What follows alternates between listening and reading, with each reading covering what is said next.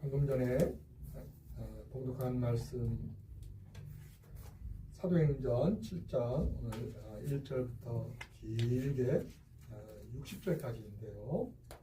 이제 이 말씀을 중심으로 은혜의식과 인도 세 번째 말씀인데요. 은혜를 생각하면서 주님께서 베푸시는 은혜가 어떠한 은혜인가 하는 것을 생각하면서 주님의 인도하심을 어떻게 받아나야 하는가. 오늘은 특별히 7 집사 가운데 한 사람 스테반이 어떻게 주님의 인도하심을 받았는가 하는 것을 저희가 보고 주님의 인도하심을 배우고자 합니다. 이제 오늘 이 7장 1절에서부터 60절까지는 길게 스테반이 긴 연설과도 같은 하나님의 말씀을 전하는 그러한 내용을 담고 있습니다. 그런데 이 60절까지의 이 말씀을 보면은 전체가 하나님의 다스리심을 말씀하니까, 전체가 이스라엘의 역사를 말씀하니까 설교가 아니겠는가 이렇게 추측해 볼 수 있는데요. 그런데 좀 더 자세히 보면은 여기 1절에서부터 60절은 설교가 아니고, 물론 설교의 성격이 전반부, 중반부까지 있는데 이 후반부를 보면은 이 스데반의 이 말은, 이 전하는 이 연설이라고 할 수 있는 이 내용은 증언입니다. 설교가 조금 다른 면이 있을까요? 설교는 그리스도는 주시다 하고 하늘 위에 계신 그리스도를 전하면서 듣는 자로 하여금 회개의 은혜를 전합니다. 설교는 그렇기 때문에 물론 그 가운데는 심판의 내용도 있죠. 그런데 주님의 높으심과 살아계심과 크심과 역사하심을 전하면서 듣는 자들에게 그 주님 앞에 어떻게 그 베푸시는 은혜를 받을까 하고 은혜를 기다리게 하며 은혜를 전하는 데까지 나아갑니다. 그런데 오늘 여기 이 사도행전 7장 스데반이 길게 설교와 같은 형식의 이야기를 쭉 하는데 보면은 마지막 부분에 가면은 주님의 은혜를 구하라 하지 않고 오히려 심판을 전합니다. 그러니까 마지막 부분에 가면은 어떻게 보면은 그 연설의 내용이 아주 경직되다 그럴까요? 딱딱하다 그럴까요? 그런 스타일, 그런 모양의 말을 전합니다. 그런데 그것이 무엇인가 할 때에는 지금 스데반이 어떻게 이 말을 하고 있는가 하는 것을 우리가 보면은 좀 더 알게 되는데요. 먼저 이 스데반이 여기 7장에 들어서기 전에 6장 마지막 부분에 보면은 맨 마지막 6장 15절에 공회 중에 앉은 사람들이, 그러니까 지금 스데반이 어디에 있냐면은 산헤드린 공회에 와서 신문을 받고 있는 겁니다. 재판을 받고 있는 겁니다. 스데반이 지금 그 전에는 어떻게 했어요?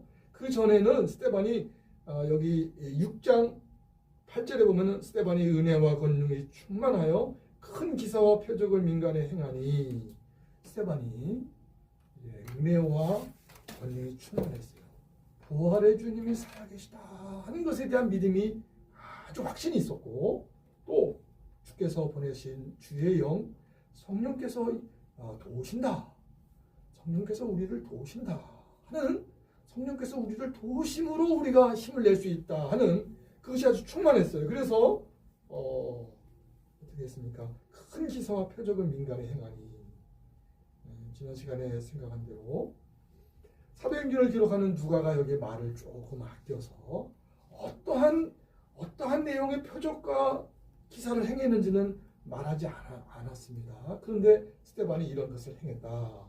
또 이렇게 하니까 또 이뿐만 아니라 스데반이 말을 할 때, 그 대상자들 말을 할 때에 어떤 말을 들으면 거기에 대해서 답변을 하고 이야기를 해줄 때에 지혜롭게 했다. 그래서 여기 10절에서는 스데반이 지혜와 성령이 충만했다. 지혜와 성령으로 말했다.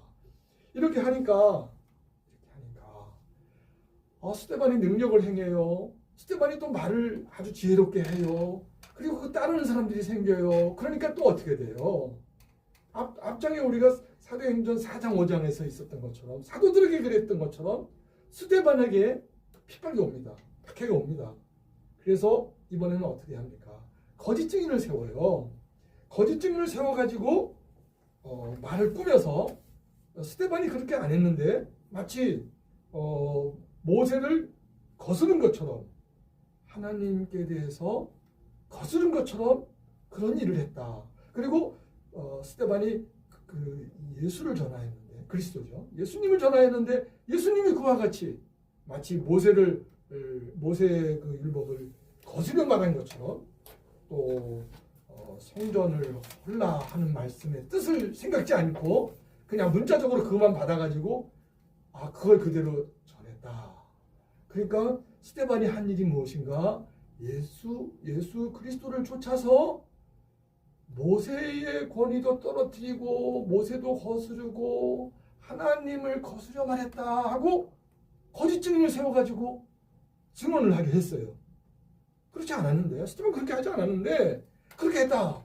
말을 만들어가지고 말을 맞춰서 증인을 세운 겁니다.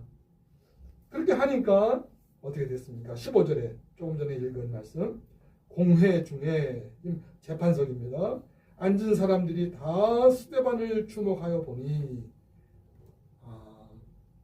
거짓 증인이 나와서 그렇게 막 말을 합니다. 꾸며서 당장 들으면 참 얼마나 기분이 나쁘고 얼마나 속상한 일이에요. 그런데 스데반이 그걸 다 참아냈어요. 주께서 계시니 주께서 주시는 필요한 말을 내가 필요한 때 해야 되겠다고 다 참았습니다. 다 참고 어떻게 됐습니까? 그 스데반의 얼굴이 천사의 얼굴과 같더라. 그러니까 이 스데반이 지금 굉장히 어려운 가운데 거짓 증인이 나와서 모함을 해서 재판을 받는 아주 어려운 형국에 있는데 스데반의 마음에 또 스데반에게는 하늘 위에 계신 주님께서 스데반을 붙드시고 계시다. 이런 내용을 모르시는 것이 아니라 지금 어려운 가운데서 붙드시고 계시다 하는 그거를 지금 나타내셨다. 그러니까 스데반이 이제 집사로서 이 일을 하게 되었는데 스데반이 하는 일을 주께서 붙드신다 하는 것을 이렇게 천사와 같이 얼굴에, 천사와 같다는 건 이제 얼굴에 광채가 났다는 뜻이 있죠. 이렇게 해서 이제 스데반이 있는데 재판석이니까 대제사장이 묻습니다. 대제사장이 1절에 7장 1절입니다. 대제사장이 가로되 이것이 사실이냐? 조금 전에 그 거짓 증인이 나와 서서 이렇게 했다 하고 얘기하는데 그게 사실이냐 하고 묻습니다.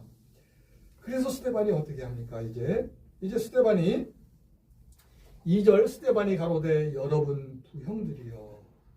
스데반이 거기 모여있는 분들이 유대 사회의 원로가 되는 분들이니까 아버지와 같은 어르신들이니까 이제 형제들과 아버지와 같은 분들이여 이렇게 존경의 표시를 했어요. 여러분 부형들이여 들으소서 하면서 이제 스데반이 쭉 아주 긴 설교도 같은 연설을 해요. 얼마나 깁니까? 이게 지금 넘기면은 굉장히 길잖아요. 한 장, 두 장을 넘기고 그렇죠. 굉장히 긴. 어떻게 보면은 우리가 사복음서에 보면은 마태복음, 마가복음, 누가복음, 요한복음 각각의 사도와 또는 이제 누가는 이제 사도는 아니지만은 각각의 하나님께서 주신 은혜를 그거를 생각하면서 각각의 특징 있게 복음서를 썼죠. 물론 하나님의 감동을 받아서 썼는데 지금 이 스데반은 스데반다운 이를테면 복음을 전개하는 거예요. 하나님의 감동을 입어서 이렇게 한 거죠. 전적으로 하나님께 성령 하나님의 감동을 받아서 합니다. 이렇게 하는데 이것이 사실이냐 하니까 스데반은 지금 어떤 입장에 있는 거예요? 지금 설교를 하는 것이 아니고 지금 재판석에서 재판장이 하는 말에 대한 답변을 분명하게 해야 되는 것입니다. 여기서 이 답변을 분명하게 하지 않으면은 기독교가 설 수가 없어요. 여기 지금 요지는 뭡니까? 요지는 예수는 십자가에 못 박혀 죽었는데 스데반은 뭘 얘기합니까? 예수는 죽었는데 죄인이어서 죽은 게 아니라 우리를 대신해 죽으신 것이다. 예수는 의인이다 하고 그 스데반이 전하는 것은 그것인데 그것이 사실이냐? 예수는 그 거짓증인 말대로 잘못한 거 있지 않느냐? 죄를 지은 거 있지 않느냐? 여기에 대해서 말을 해보라 그랬습니다. 여기에 대해서 말을 하는 거기 때문에 굉장히 신중하고 중요한 얘기를 진짜로 꼭 해야 할 얘기를 해야만 이 재판석에서 분명한 표시가 되는 것입니다. 그러니까 이 스데반이 지금 이제 이 얘기를 시작하는데 처음에 여러분 부형들이여 들으소서 하면서 어떻게 합니까? 아브라함부터 시작합니다. 우리 조상 아브라함이 그렇죠. 지금 그 자리에 앉아 있는 사내들인 공의의 모든 분들이 다 누구를 생각하는? 우리는 아브라함의 후손이다 생각하는 거 아닙니까? 우리는 아브라함의 후손이다. 우리가 진짜 구원받은 백성이다. 우리가 진짜 하나님의 백성이다 생각하는 거 아닙니까? 그래서 스데반도 그걸 인정했어요. 우리라고 그랬잖아요. 우리. 나의 조상 아브라함이라고 하지 않고 여러분들이 하나님, 나의 하나님, 우리의 하나님이 부르신 아브라함. 그래서 아브라함에 대한 이야기를 쭉 합니다. 5절에 가나안 땅 약속을 해주셨다. 8절에 할례 언약을 주셨다. 이렇게 하고 그 다음에 이어서 어디까지 이야기합니까? 이제 15절에 가면은 아브라함 다음에 이삭, 그러니까 조상들에 대한 이야기를 하면서 이제 요셉의 이야기도 합니다. 그래서 15절에 가면은 조상들이 이제 어떻게 됩니까? 400년이 지난 후에 하나님께서 조상들을 다 애굽에서 출애굽시키는데 그 전에 어떤 상황이 있었는가? 그 전에 요셉의 일이 있죠. 요셉이 팔려가고 가서 총리 대신이 되고 총리가 된 다음에 아버지 야곱과 형제들을 불러오잖아요. 그때 75명이라고 이 사도행전에서는 숫자를 구체적으로 75명이다. 75명이 그때 출발했다. 그리고 400년 동안 아주 수가 많아졌다. 그렇죠? 이스라엘 백성이 거기서 수가 많아졌죠. 그러니까 그 애굽 안에서 수가 많아진 거예요. 그렇게 해서 후손이 많아졌는데 이제 때가 되니까 17절에 때가 되니까 하나님께서 약속하신 대로 모세를 부르셨다. 그래서 모세에 대한 이야기가 또 그 다음에 쭉 나옵니다. 21절에 길리움을 받았고 30절에 모세가 부르심을 받았고 떨기나무에서 부르심을 받은 모세 이야기를 합니다. 그리고 이제 모세에 대한 이야기를 했는데 모세에 대한 이야기를 하면서 그 38절에 보면은 이 스데반이 모세가 율법을 전해 주었다 하면서 이 율법에 대한 별칭을 뭐라고 얘기합니까? 38절에 보면은 38절을 한번 보겠습니다. 38절에 시내산에서 말하던 그 천사와 및 우리 조상들과 함께 광야 교회에 있었고 그다음 또 생명의 돌을 받아 우리에게 주던 자가 이 사람이라. 여기 이 사람 모세예요. 그러니까 모세가 율법을 전해 주었죠. 그렇죠? 두 돌판과 율법을 전해 주었는데 그 율법을 가리켜서 생명의 돌아. 율법은 생명을 주시려는 데 목적이 있다.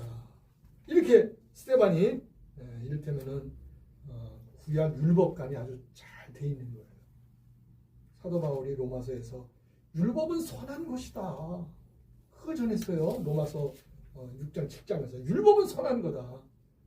법이니까 우리 죄를 밝히고 우리를 속박시키고 우리를 힘들게 하고 우리를 가두고 우리를 자유롭지 못하게 하는 그런 부정적으로 물론 그런 요소도 있지만은 그렇게 아니라 율법은 원래 율법이 나온 그 본래가 무엇인가? 하나님의 사랑에서 나온 것이다. 생명을 주려고 나온 것이다.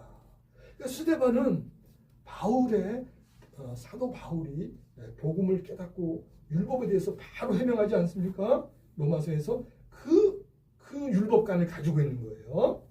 이렇게 해서 이 얘기를 하는데, 자, 이렇게 하면은 설교가 이렇게 되면은 참 좋지 않겠습니까? 그런데 이제 39절에 가면은 어떻게 됩니까? 우리 조상들이 모세에게 복종치 아니하고자 하여.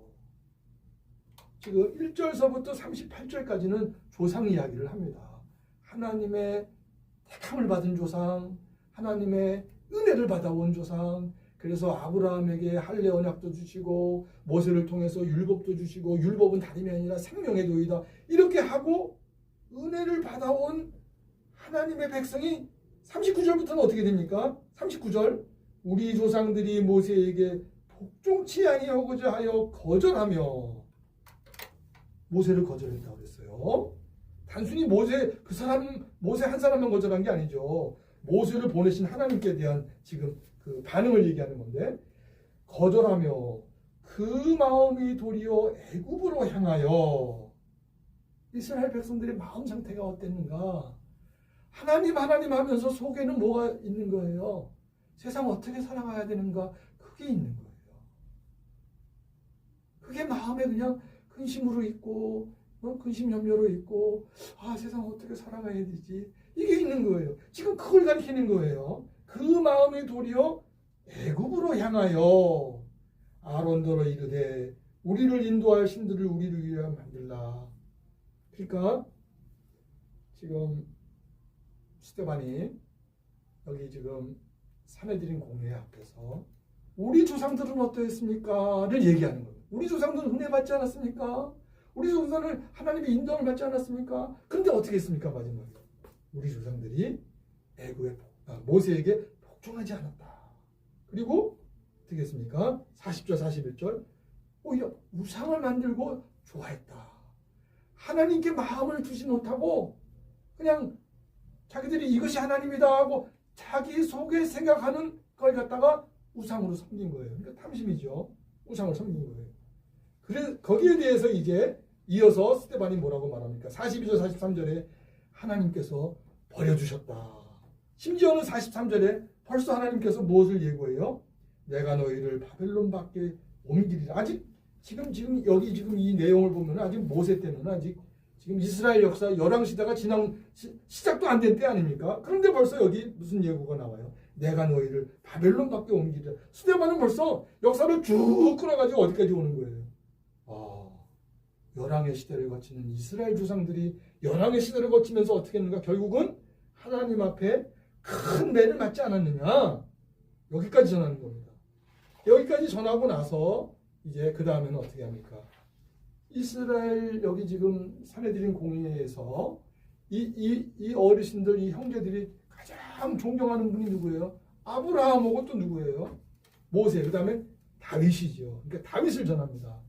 그래서 다윗을 전하는데 다윗과 관련해서 44절에 다윗에게 하나님께서 그럼에도 불구하고 나중에 가면은 바벨론의 포로로 잡혀갈 만큼 이스라엘 백성들이 참 정말 약해지고 하나님이 아니라 세상으로 치우치고 세상으로 떨어지고 이렇게 될 거를 보시는데도 그 역사를 보시면서도 뭘 주셔요?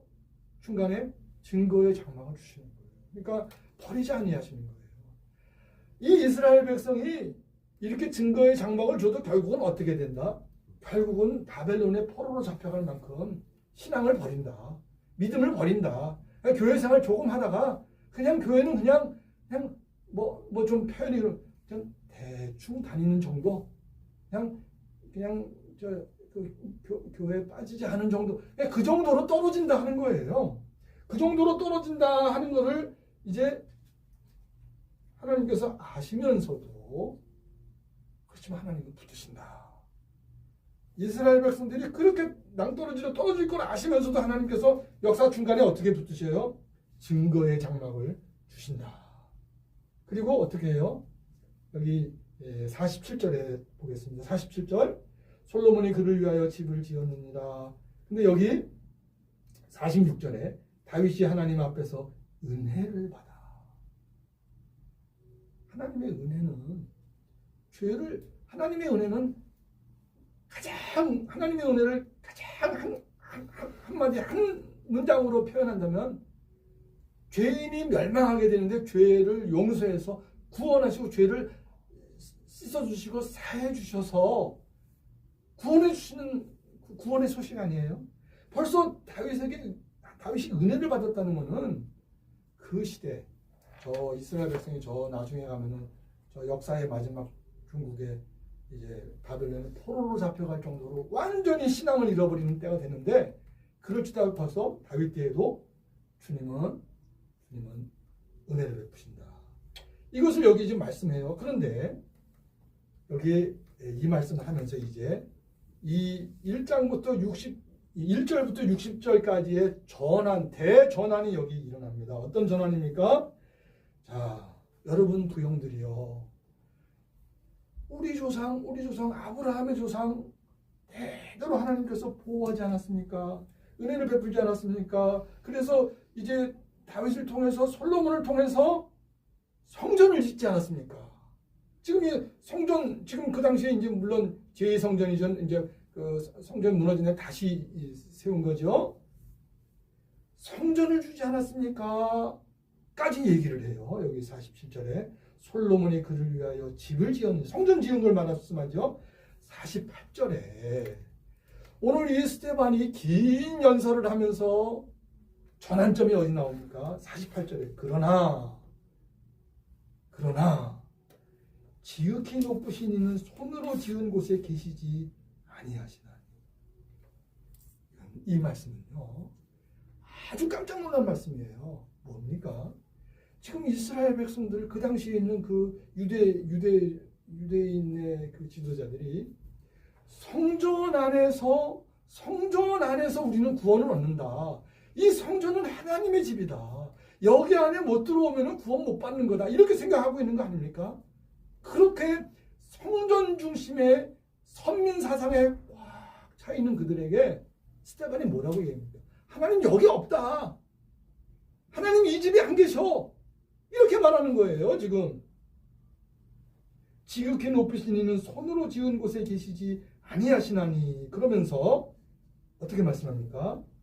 주께서 가라사대 하늘은 나의 보좌요 땅은 나의 발등상이니 너희가 나를 위하여 무슨 집을 짓겠으며 나의 안식할 처소가 어디뇨? 이 모든 것이 다 내 손으로 지은 것이 아니냐? 여기 지금 이사야서 66장 1, 2절을 인용하는데요. 이 이사야서는 여기 66장 1, 2절을 이렇게 짧게 인용했는데 3, 4절, 5, 6절에는 뭐가 나옵니까? 이 이사야서 66장 33 이후에 3절부터 5, 6절까지에는 이런 제사 드리지 말라는 내용이 나와요. 너희가 어린 양을 갖고 와서 지금 제물을 드리느냐? 이거는 개 목을 꺾은 거다. 개는 제물로 드릴 수 없는 거예요. 더러운 거예요. 하나님 앞에. 그러니까 교회 와서 예배 드리는데 속은 딴 생각으로 다 차 있는 거예요. 그 교회에서도 하나님 나라를 전하면서 우리 회개해야 합니다. 그거 그렇게 많이 얘기 안 하잖아요. 좋은 얘기 해주잖아요. 그냥 있는 생각, 세상에서 가지고 온 그 생각 그냥 갖고 있다가 그냥 가는 거예요. 지금 이 스데반이 거기에 성전이 최고다. 성전 아니면 안 된다. 오늘날로 말하면 교회 안 다니면 안 돼. 거기에 딱 이렇게 있는 그 사람들한테 뭐라고 얘기합니까? 하나님 이 집에 안 계셔. 그러면서 이사야서 66장 1, 2절을 인용했어요. 근데 더 심각한 거는 이사야서 66장 1, 2절 이후의 내용들이 뭡니까? 이런 제사 드리지 말라는 거예요. 근데 그건 어디서 시작해요? 이사야서 1장에서부터 시작하지 않습니까? 너희들이 와서 성전에 와서 왔다가 제물 드리고 하는 너희들 사실은 이 성전 바닥만 밟고 가는 거 아니냐? 그런 제물 좀 그만 갖고 와라.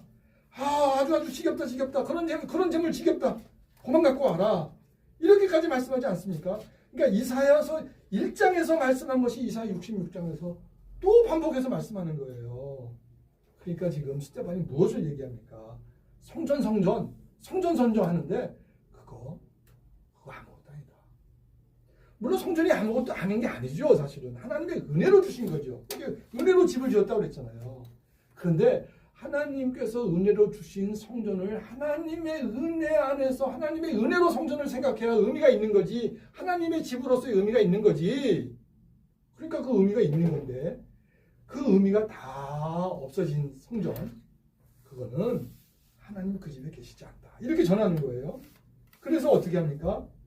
그 다음에는 51절에는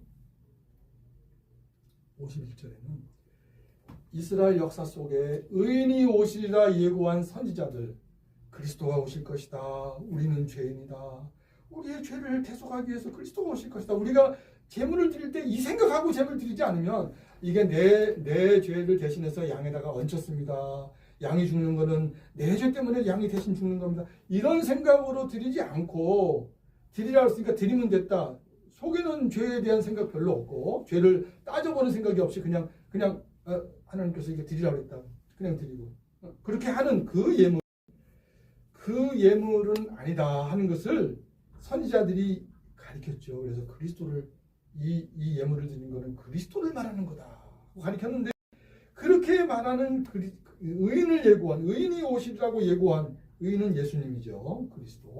그리스도를 예고한 자들을 다 죽이지 않았느냐? 마침내 그 다음에 맨 마지막에 뭡니까? 52절 마지막에 역사 속에서는 의인이 오시리라 예고한 선지자들을 죽이더니 이제는 의인이 오시니까 의인을 죽였다.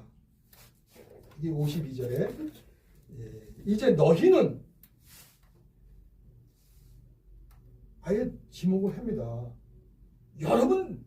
여러분들이 예수님 죽이지 않았습니까?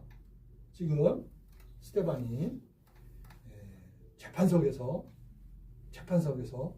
거기에 앉아있는 모든 대제사장과 모든 유대사의 원로들, 재판의 세력을 가진 사람들 향해서 너희들이 예수님 죽이지 않았느냐, 이렇게 강하게 얘기하는 겁니다.